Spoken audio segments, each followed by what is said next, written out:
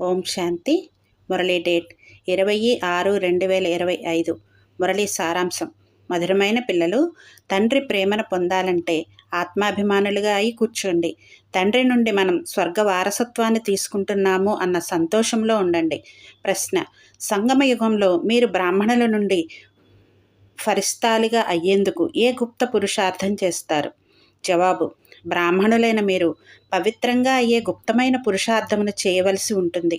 బ్రహ్మ పిల్లలకు మీరు సంగమయుగంలో సోదరీ సోదరుల దృష్టి ఎప్పుడు అశుద్ధంగా ఉండజాలదు. స్త్రీ పురుషులు ఇరువురు తోడుగా ఉంటూ స్వయాన్ని బీకేలుగా భావిస్తారు. ఈ స్మృతి ద్వారా ఎప్పుడైతే పూర్తిగా పవిత్రంగా అవుతారో అప్పుడు ఫరిస్తాలుగా అవ్వగలుగుతారు. अच्छा, मीठे मीठे सिखिलदे बच्चों प्रति माता पिता बाप दादा का याद प्यार, गुड मॉर्निंग और नमस्ते. हम रूहानी बच्चों की रूहानी बाप दादा को याद प्यार, गुड मॉर्निंग और नमस्ते.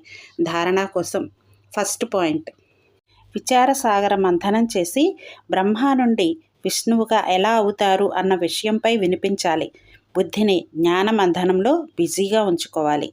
సెకండ్ పాయింట్: రాజ్య పదవిని ప్రాప్తించుకునేందుకు జ్ఞానము మరియు యోగంతో పాటు తమ సమానంగా తయారు చేసే సేవను కూడా చేయాలి. మీ దృష్టిని చాలా శుద్ధంగా తయారు చేసుకోవాలి. వరదానం: సర్వ సంబంధాల అనుభవంను ఒక్క తండ్రితోనే చేసుకునే అలసిపోని మరియు విఘ్న వినాశక భవ. ఏ పిల్లల సర్వ సంబంధాలైతే ఒక్క తండ్రితోనే ఉంటాయో వారికి ఇతర అన్ని సంబంధాలు నిమిత్త మాత్రంగా అనుభవమవుతాయి. వారు సదా సంతోషంలో నాట్యం చేసేవారిగా ఉంటారు. ఎప్పుడూ అలసటను అనుభవం చేసుకోరు. అలసిపోని వారుగా ఉంటారు.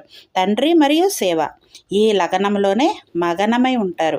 విఘ్నాల కారణంగా ఆగిపోయేందుకు బదులుగా సదా విఘ్న వినాశకులుగా ఉంటారు.